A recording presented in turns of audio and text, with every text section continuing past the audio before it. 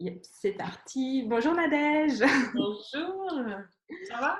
Ouais, ça va bien, merci. Et toi? Ça va bien. Je suis contente de te retrouver, Caroline. Merci, moi aussi. Je suis super contente de te retrouver. Et avant de, enfin, je vais te demander de te présenter, comme je t'ai dit juste avant. Et on va parler ensemble d'être entrepreneur et maman. C'est quelque chose qu'on partage toutes les deux. Ouais. Euh, Presque de la même façon parce que tu es maman solo. Moi, je suis plus maman solo, mais j'ai quand même. Enfin, c'est mes enfants et c'est pas ceux de ma compagne. Donc, il y a quand même quelque chose à ce niveau-là où on se ressemble, je pense, et c'est intéressant. Et je trouve que c'est toute une aventure d'être entrepreneur et maman. Donc, Ouais, super c'est le contente de parler de ça sentiment que avec toi. j'ai des retours que je peux avoir de certaines entrepreneuses ou en tout cas entrepreneuses en devenir qui me disent bah, Yon, comment tu fais avec tes enfants? Bah, je fais. Voyons. Donc, avant qu'on rentre dans le vif du sujet, est-ce que tu peux rapidement te présenter et dire qui tu es et ce que tu fais? Ouais, t'as vu, j'ai essayé d'éviter la question, j'ai pas On réussi. n'arrive pas. Mais non, parce qu'après, les gens, ils ont envie de te connaître quand même. Ouais. Donc, je suis Nadège Deprel. J'ai créé mon entreprise il y a maintenant 10 ans qui s'appelle Effet Feng Shui. Je suis l'auteur de 2 livres, Mon petit cahier de rangement et Mettez du Feng Shui dans votre vie. Je suis coach d'intérieur, auteur, conférencière, j'anime aussi des formations et, euh, et je suis maman. Merci. C'est grâce à Nadège que vous voyez un petit tableau rouge là-bas. Parce qu'on avait discuté ensemble Du Feng Shui. du feng shui de la maison. Et oui, d'ailleurs, tiens, j'en profite pour le dire ici. Tu avais parlé avec ma femme de sa maison qu'elle avait à vendre. Mm. Et je pense que tu avais mis le doigt sur quelque chose d'important pour elle. Et la maison est vendue. On a la date de signature du compromis. Enfin, non, le compromis est signé, c'est passé. On a la date de vente dans un mois ou deux, ou un truc comme ça. Ouais, elle m'a dit c'est trop cool. Donc ça, c'est cool et ouais, c'est hyper intéressant en fait de se rendre compte comment les énergies d'un lieu peuvent influer sur la vie, sur ce qu'on vit. Et donc ça, c'est Ouais, super. c'est pour ça que souvent je dis prendre soin de sa maison, c'est prendre soin de soi. Du coup, on fait plus du tout l'aspirateur comme avant. C'est trop bien de faire l'aspirateur. Ah, j'adore faire C'est l'aspirateur. trop trop bien. Et Laura, elle comprend toujours pas, mais moi, je suis là. Ouais, je vais passer l'aspirateur. Donc, t'es maman et tu disais, t'as trois filles. Ouais, 3 filles.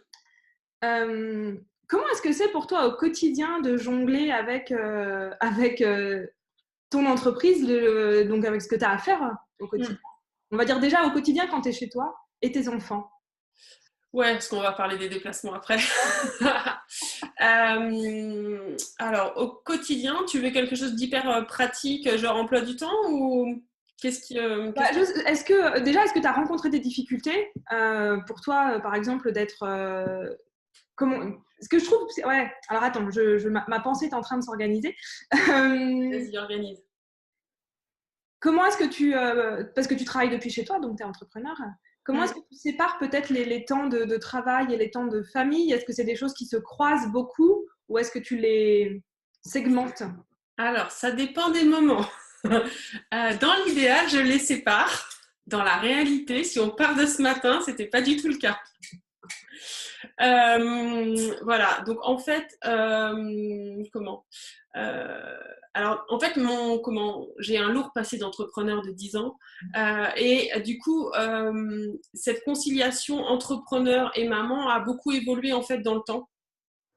Il faut savoir que avant d'être entrepreneuse, j'étais assistante maternelle, donc je travaillais chez moi et je m'occupais à la fois des enfants des autres, mais des mes enfants.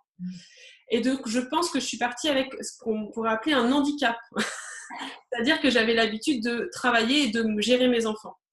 Ok. Donc, quand j'ai commencé à être entrepreneuse, très clairement, j'emmenais mes enfants à l'école, je les récupérais le midi. Même, je pense qu'à l'époque, euh, en fait, j'ai créé mon entreprise. Je venais d'avoir mon deuxième enfant, voilà, qui avait 1 an. Donc, par exemple, ma deuxième, tu vois, elle a été à l'école les 2 premières années que le matin. Ok. Donc, j'ai jamais eu une très très grande amplitude horaire de travail. Et pour avancer, c'est un vrai problème. Oh, mais je comprends pas, j'avance pas. Ben oui, tu as 4 heures par jour, comment veux-tu faire? Bon, j'extrapole un peu, mais c'est la réalité. Et j'ai mis du temps, c'est l'intérêt pour moi de partager ça, j'ai mis du temps en fait à reconnaître que tu peux pas être 24 heures sur 24 avec tes enfants et faire avancer ton entreprise. En fait, je suis hyper au clair sur les choix que j'ai faits, c'est-à-dire être présente pour les premières années de vie de mes enfants. No retour en arrière, ça c'est vraiment OK pour moi. Par contre, comment j'ai quand même mis du temps à un moment donné à les mettre à la cantine le midi ou à les mettre un peu au périscolaire le matin ou le soir pour avoir une amplitude beaucoup plus grande. Est-ce que tu avais une forme de culpabilité de les mettre à la cantine? Ou c'est simplement que tu n'y avais pas forcément pensé avant et que c'était comme ça? Alors, une forme de culpabilité, non. C'est-à-dire que c'est quand même, on peut dire des gros mots, dégueulasse la cantine. Et qu'à choisir, je préfère qu'ils mangent ce que je cuisine. Tu vois, donc c'était, enfin, tu vois, c'était aussi, j'ai pas eu de culpabilité quand je suis passée à l'acte de les mettre à la cantine. À l'acte, t'imagines? Pas du tout de culpabilité. Mais dans l'idée de la mère parfaite, dans la notion que j'avais, ça rentrait pas dans cette case-là, en fait. Donc, du coup, j'ai beaucoup travaillé à l'époque, pas trop tôt le matin, mais à cette époque-là, en tout cas, tard le soir. C'est-à-dire, je travaillais un peu le matin, un peu l'après-midi et un peu le soir. Donc, c'était un rythme très enchaîné où tu enchaînes la maison, les enfants, le travail, la maison, les enfants, le travail. Et tu te lèves, tu te couches et mais où est passée cette journée? Même si tu t'éclates dans ton activité, en fait, tu es très vite pris dans quelque chose je pourrais presque parler de cercle vicieux, c'est peut-être un peu un terme fort, mais du coup, tu peux t'oublier très très vite. Oui, c'est ça. Ouais. Donc voilà, donc ça c'était pour revenir un peu sur l'historique et pour aussi quand on est entrepreneuse, peut-être qu'il y a des personnes qui vont nous écouter, qui sont en train de se lancer ou qui sont dans leur première année et de ne pas tomber dans ce que moi j'appelle un piège, de croire qu'on peut tout concilier. Parce que tu travailles à la maison, tu peux bien faire ton poste, etc. Sauf que tu n'es pas vraiment au travail, tu n'es pas vraiment avec tes enfants, tu es un peu aux deux. Et donc, tu es un peu frustré des deux côtés, ça ne va pas du tout, quoi. Ouais. Donc, voilà. Et puis, là, maintenant, donc moi, je suis matinale, je me lève tôt. Je prends un temps pour moi qui varie entre une demi-heure, 1 heure. J'aimais bien le format 1 heure et demie, mais j'ai trop de travail actuellement pour m'accorder 1 heure et demie.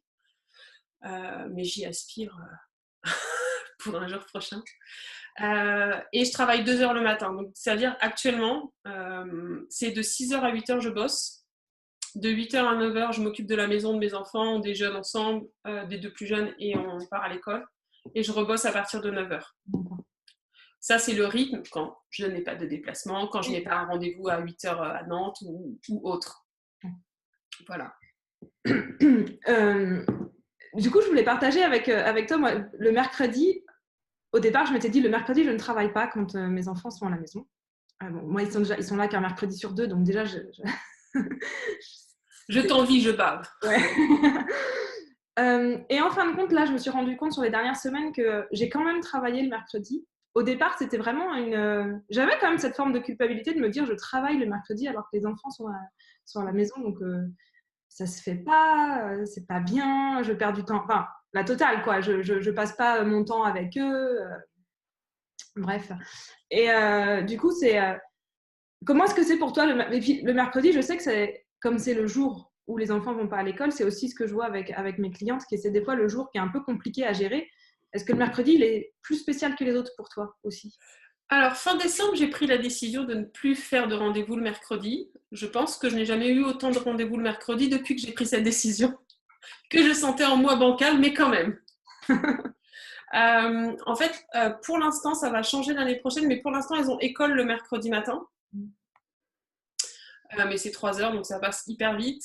Et après, il y a tout ce qui est activité sportive. Et j'allais dire, cumule les déplacements, puisque là où je vais, c'est la grande ville.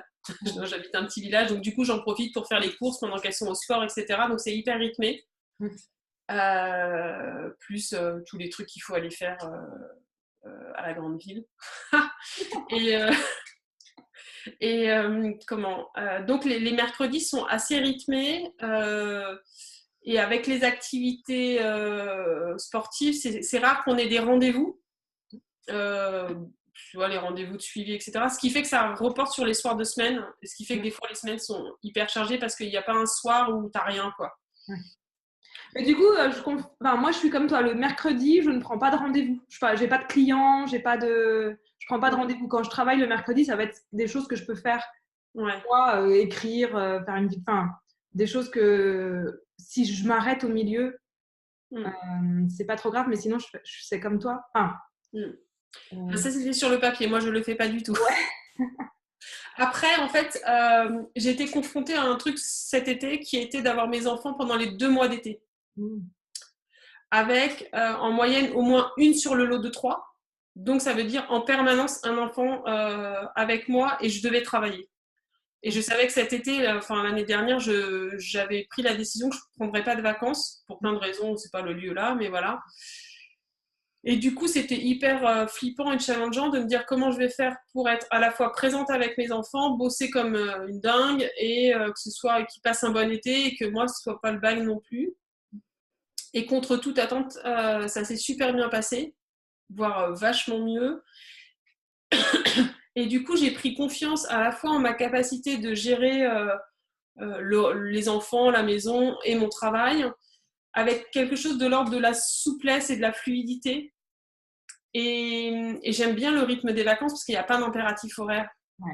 Et moi qui suis du matin, tu vois, m'arrêter à bosser à 8 heures, c'est hyper frustrant pour moi. Moi, je continuerais bien 2-3 heures de plus facilement. Je suis quelqu'un qui peut travailler très longtemps, en fait, sur une tâche ou sur différentes tâches, mais je suis plutôt du genre à faire un truc à fond, voilà.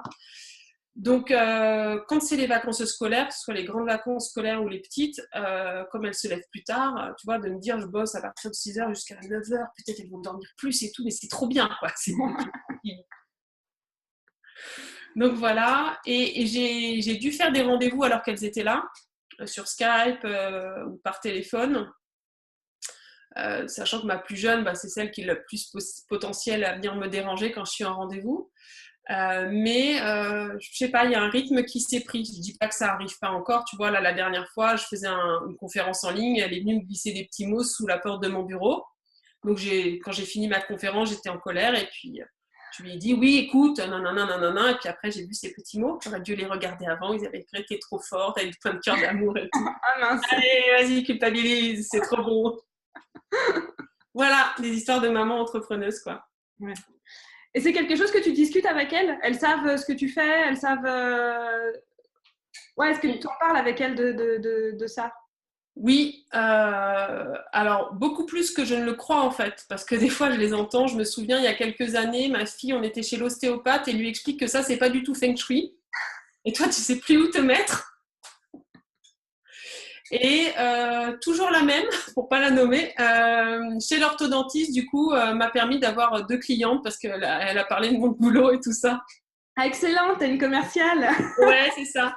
Mais une commerciale hyper naturelle, en fait. Tu vois, elle fait ça dans l'échange, etc. Et c'est énorme. Et au-delà de ça, je pense qu'elle baigne dedans. Et très clairement, j'ai beaucoup de relations d'entrepreneurs, d'entrepreneuses. Donc, les discussions autour de la table, voilà, on va parler business, quoi. On va parler, voilà, elles savent ce que c'est qu'un site internet, le marketing. Enfin, il y a des mots comme ça que les autres enfants, je pense, n'ont pas forcément comme vocabulaire. Là, j'étais pas plus tard que ce week-end comment ça s'appelle, à la visite du lycée pour l'une de mes filles. Et il y a quelqu'un qui expliquait, oui, cette section, c'est vraiment bien parce que ça permet à un enfant de savoir, enfin un enfant, il disait pas un enfant, un jeune de savoir ce que c'est que le salaire, comment ça fonctionne, l'entreprise et tout ce qu'il décrivait. J'étais là, parce qu'il y en a qui savent pas en arrivant en seconde. Waouh, c'est énorme en fait. Donc il y a des choses dans lesquelles elles baignent de manière naturelle, spontanée. Je le vois dans leurs remarques, que ce soit à la fois dans le côté entrepreneurial, mais aussi dans le côté immobilier, intérieur, etc. Parce qu'il y a des remarques, tu vois, si on va en location l'été ou dans un appartement, elles ont le sens du détail comme leur mère, avoir des petits trucs là.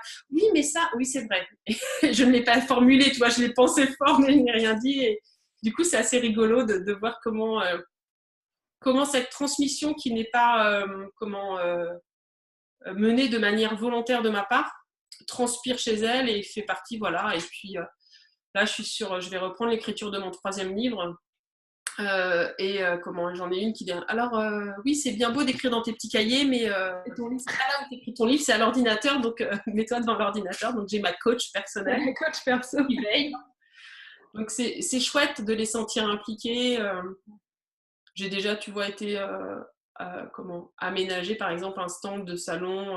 Elles sont venues avec moi, elles déballent. Enfin bon, ça fait longtemps, j'en fais plus maintenant, mais il y a comme un truc assez sympa pour moi de. Et sur le fait que, sur ton organisation, genre ton bureau, c'est ton bureau, le travail et tout, et comment ça se passe pour toi? Est-ce que tu as une limite très claire de quand je suis dans mon bureau, on ne me dérange pas? Ou est-ce que tu as une façon de gérer ça avec elle? La porte. Si la porte est ouverte, tu peux venir me parler. Si la porte est fermée, tu ne viens pas. Ouais, tout simplement en fait. Ah, j'ai fait grandes études pour arriver là. Non, en fait, ouais, c'est ça. C'est si la porte est ouverte, parce que des fois, je suis à mon bureau, mais pour gérer des choses personnelles, tu vois, de leurs papiers d'école, etc. Donc, si la porte du bureau, elle est ouverte, je peux être dérangée. Si elle est fermée, on frappe même pas, c'est que je suis en rendez-vous. Après, je prends toujours soin, si j'ai un rendez-vous client et qu'elles sont présentes, de leur dire. Et si, par exemple, c'est les vacances scolaires et que j'ai un rendez-vous, tu vois, à 9h, la veille au soir, elles savent que le lendemain matin, potentiellement, quand elles vont se lever, la porte du bureau va être fermée, je le rappelle toujours parce qu'elles sont encore jeunes, et que je ne serai pas disponible. Mais ça, c'est tout bête, mais en fait, moi, je fais pareil avec les miens, et c'est hyper important, en fait, de communiquer sur des petites choses comme ça. C'est important pour eux aussi de savoir. Oui, c'est un cadre sécurisant, et puis on n'en a pas trop parlé, mais effectivement, je suis beaucoup en déplacement cette année. Donc, je pars 1, 2, parfois 3 fois. Enfin, le mois là qui vient, je pars 4 fois dans le mois. Et du coup, on a un planning au mois d'afficher sur le frigo où elles peuvent voir tous les impératifs de chacune. On a des codes couleurs pour chacune. Bon, ça, c'est mon côté organisation naturelle qui ressort. C'est hyper facile pour moi de faire ça. C'est presque inné, génétique dans l'ADN, tu vois. Mais je l'ai toujours fait avant même d'être entrepreneuse. En fait, pour un enfant, c'est hyper important parce que j'ai travaillé quand même 15 ans auprès d'enfants. Oui, c'est vrai que t'as quand même t'as un petit bagage. Un truc quand même.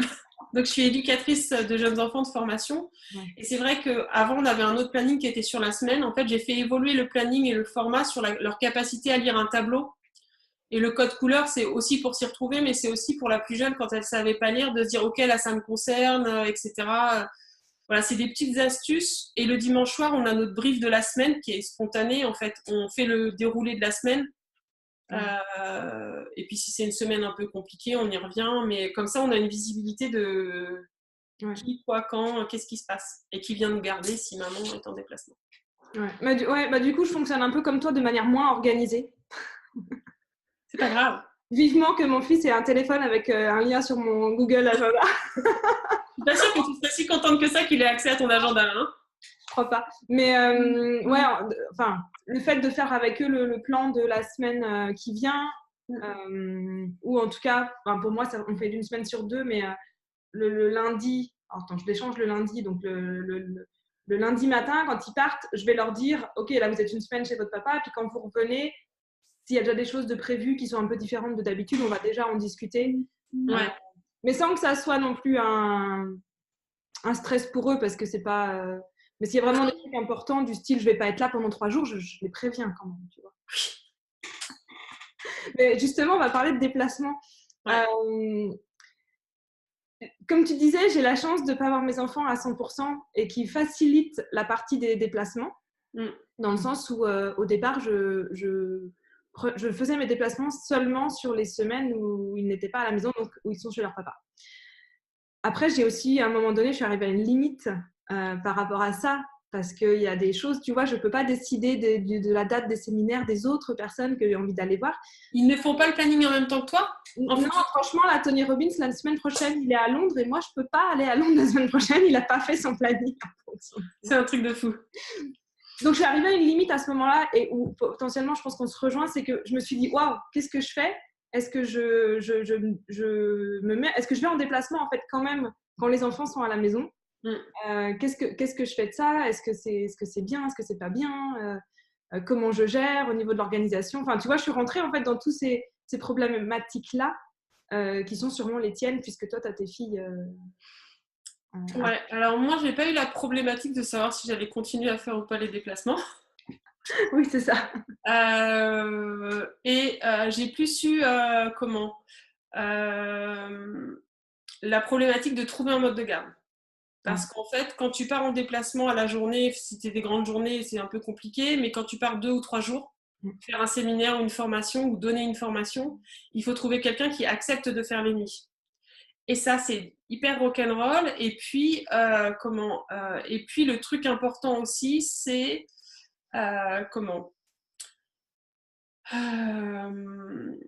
c'est d'avoir ce que j'appelle une perle rare. C'est-à-dire, moi, j'ai quelqu'un cette année en qui j'ai totalement confiance. C'est-à-dire, je laisse mes enfants et je n'y pense pas quand je suis en séminaire ou que j'anime une formation ou que je donne une conférence. Je suis vraiment super cool, quoi. À la fois parce que j'ai totalement confiance en ma perle rare, mais aussi parce qu'il y a tout un tas de choses que j'ai mis en place ces dernières années avec mes enfants. Tu vois, il y a les numéros d'urgence sur le frigo, les numéros des amis, on peut appeler. Il y a de la responsabilité et de l'autonomie au quotidien qui me permet aujourd'hui d'être hyper sereine quand je pars. Et ça n'a pas de prix. Mais ça demande à la fois un vrai choix financier, parce que ça coûte de l'argent de laisser ses enfants en déplacement. C'est un vrai choix aussi à assumer parce que certains proches vous disent « Mais c'est pas trop dur pour tes enfants quand tu pars tout le temps ?» Parce que t'es jamais là, dis. Bah ouais, est-ce que t'es une bonne mère, Nadège? Je ne sais pas, mais en tout cas, la femme que je suis est contente de faire ce qu'elle aime. C'est ça. Donc ça, c'est un peu... bon, je dis ça ironiquement, mais ça m'a vraiment piqué quand on est revenu me dire bah écoute, en ce moment, tu es beaucoup en déplacement, ça doit être difficile pour tes enfants. En même temps, ça fait déjà plusieurs... en l'occurrence, l'année dernière, j'avais pas de babysitter en fait. J'étais 1 an sans mode de garde. C'était vraiment très compliqué. Et c'est beaucoup plus simple. Enfin, voilà quoi. Et ça demande une super organisation. C'est-à-dire qu'en amont, il faut que tout le linge soit checké. Enfin, tu vas pas dire que tu vas faire des tournées, que les repas soient prêts. Parce que moi, la babysitter, elle travaille. Donc, quand elle arrive, il faut que ce soit prêt. Que les draps soient changés pour le lit ou elle dort. Enfin, ça demande du temps, en fait. De l'énergie, du temps, de l'argent. Donc, c'est vraiment un vrai choix, en fait. C'est le choix qui pourrait se résumer entre est-ce que parce que t'es mère, t'arrêtes de faire ce que tu aimes ou pas. Et j'ai décidé que non. Ouais. Et ça c'est pas toujours encore aujourd'hui finalement si bien accepté. Ouais. Non, c'est clair que c'est pas socialement parlant. Je suis d'accord avec toi, c'est pas quelque chose que les gens vont comprendre facilement. Ouais. Moi, je suis partie 5 mois, donc. 5 mois sans tes enfants, Caroline? Ouais, c'est mal, je sais. Mais c'était bizarre d'ailleurs d'avoir pu partir 5 mois et me retrouver à me dire cette semaine, ils sont à la maison, je ne vais pas partir 2 jours en séminaire. C'est plus ce que j'étais en train de penser. Donc la nana, elle hésite à travailler le mercredi, mais elle part 5 mois sans ses enfants. Ouais, c'est ça. C'est important. C'est normal. Mais alors, je voulais rebondir sur un truc hyper important que tu as dit, c'est cette confiance que tu as quand tu es en déplacement, justement. Ouais. Et qui, pour moi, fait toute la différence par rapport au fait de vraiment de le vivre bien, le fait d'être en déplacement et de pouvoir vivre à 100% ce que tu vas vivre à ce moment-là.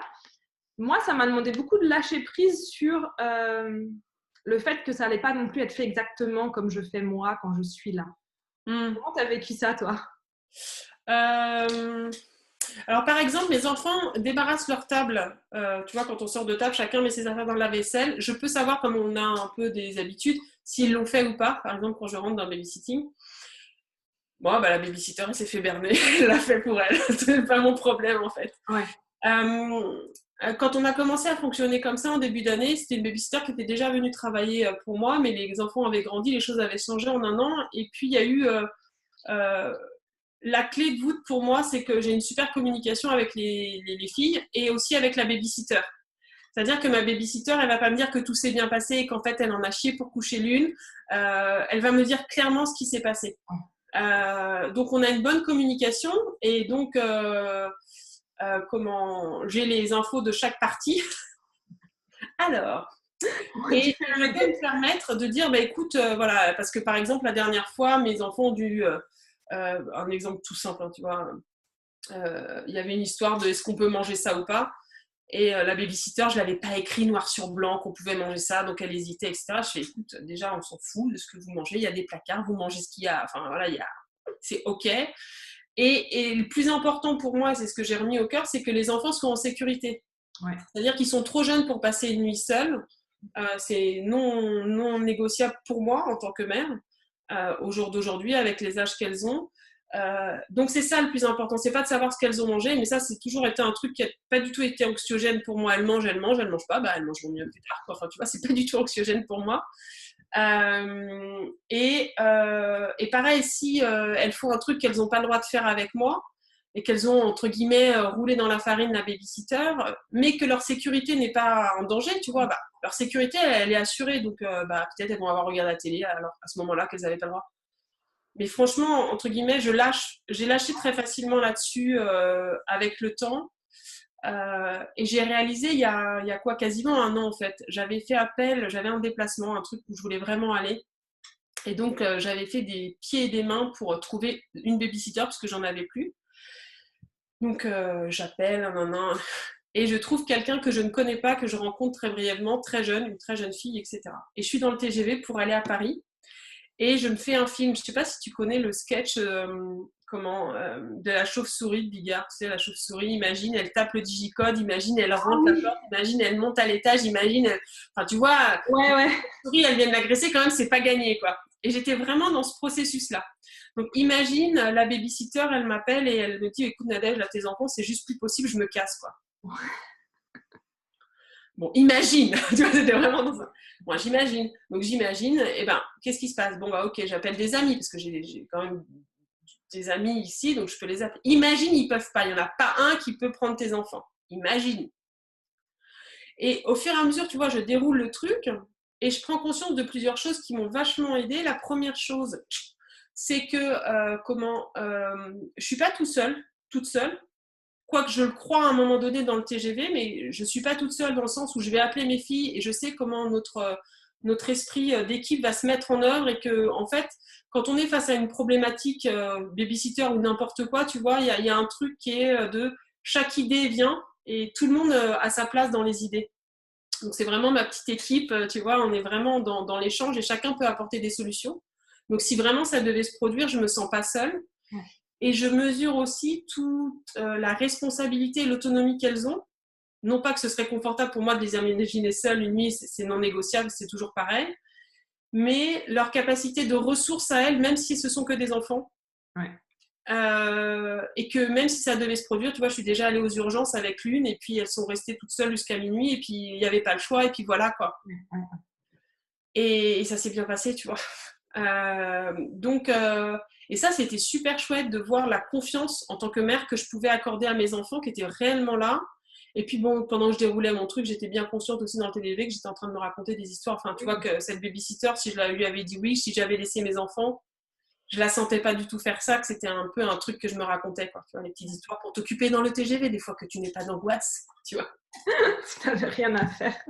Et du coup, mais c'était quand même intéressant de dérouler le truc parce que c'était hyper apprenant pour moi de voir que j'étais pas seule, de voir que j'avais confiance en mes enfants et de voir que j'étais quand même quelqu'un. Bon, ça, c'est quelque chose que je mets pas suffisamment en avant entre moi et moi. J'ai des ressources en fait.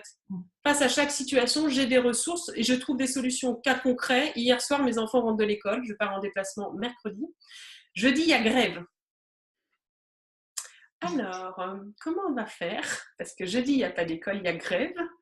Et je pars mercredi matin. La babysitter ne peut pas rester toute la journée parce qu'elle a un travail en plus. Voilà. Et à 20h30, c'était calé et j'ai trouvé une solution. Donc, je connais mon capital ressources. Ouais, ça c'est important, justement, de savoir que tu vas trouver une solution en fait, et d'avoir confiance là-dedans. Je pense que ça fait partie des clés. Et j'ai aussi expérimenté que ça me demandait d'être capable de me demander de l'aide. Ça, c'est le truc qui a été le plus dur pour moi. C'est-à-dire qu'à un moment donné, suite à la séparation avec le père de mes enfants, j'ai dû apprendre à demander de l'aide sur plein de trucs. Aussi bien, je sais pas, je sais faire pas mal de choses, hein, je suis bricoleuse, etc. Mais par exemple, manier une tronçonneuse, je ne le fais pas. Il faut le savoir, ça fait partie de mes limites. Je ne le fais pas. Et du...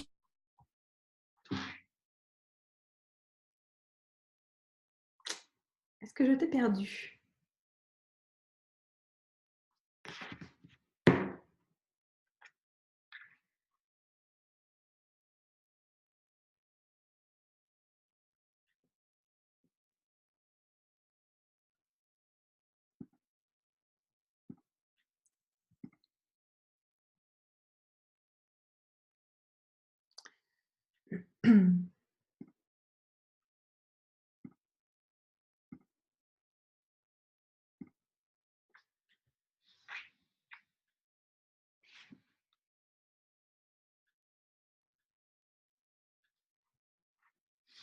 On va attendre que Nadège revienne.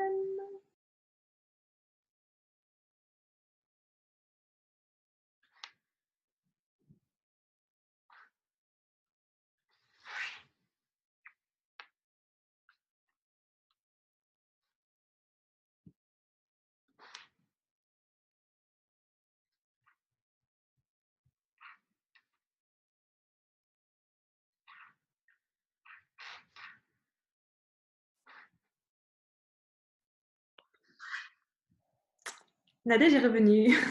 Ouais, ça a coupé.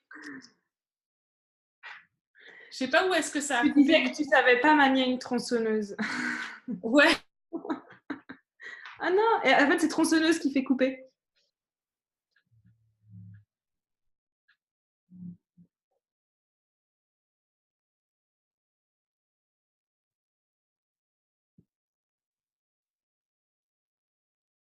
Caroline, tu m'entends ou pas? Ça y est, c'est revenu. Je pense qu'il faut pas qu'on dise tronçonneuse.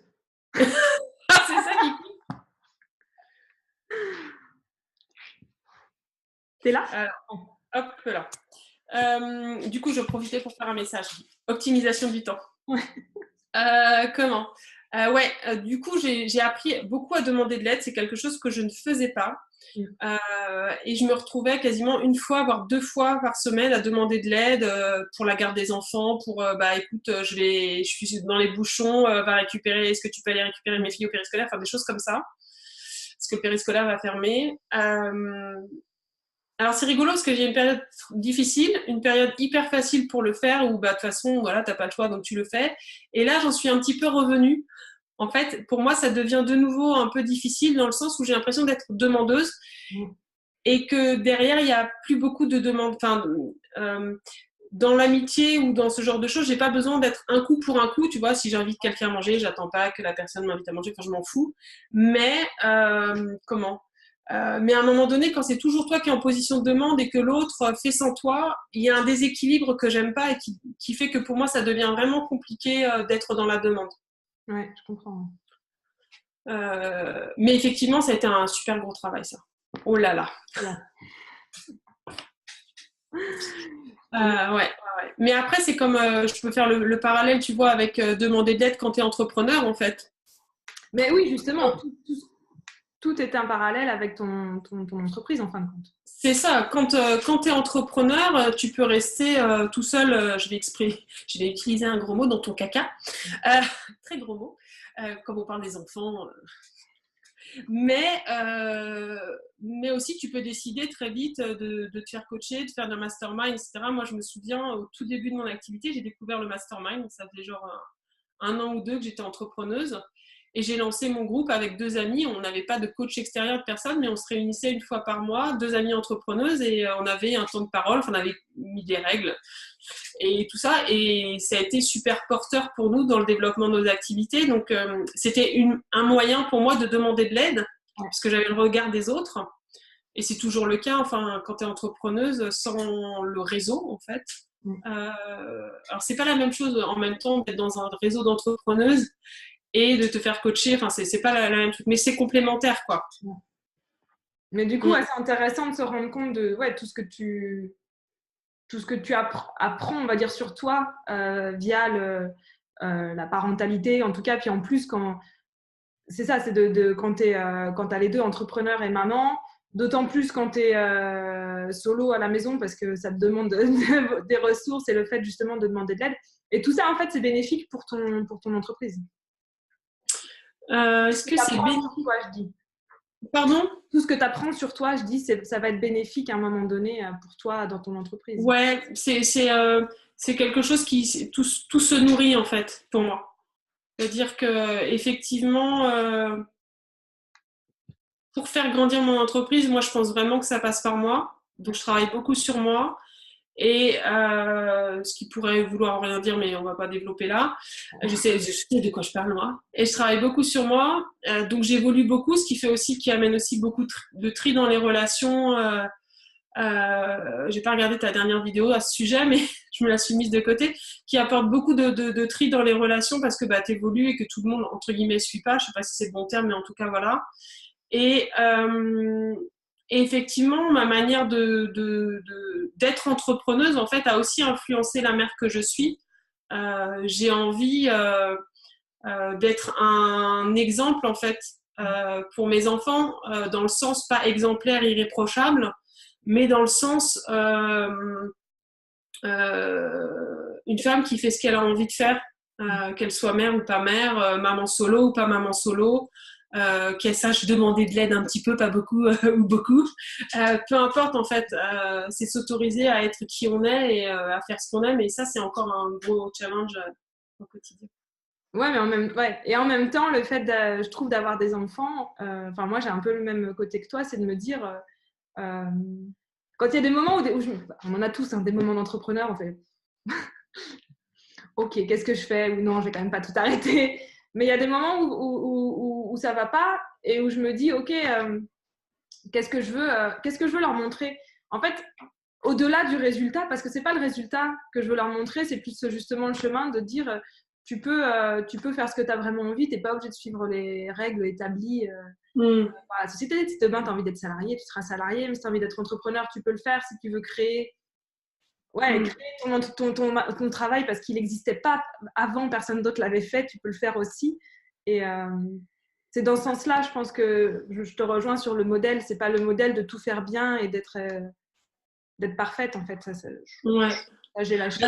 C'est s'autoriser. Et d'ailleurs, c'est mon parcours, s'autoriser à prendre un parcours pas forcément linéaire comme ça, mais de toute façon, voilà, et de se créer la vie qu'on souhaite, en fait, qui nous ressemble et qu'on souhaite. Et ça, c'est en fonction de chacun. Ouais. Yes.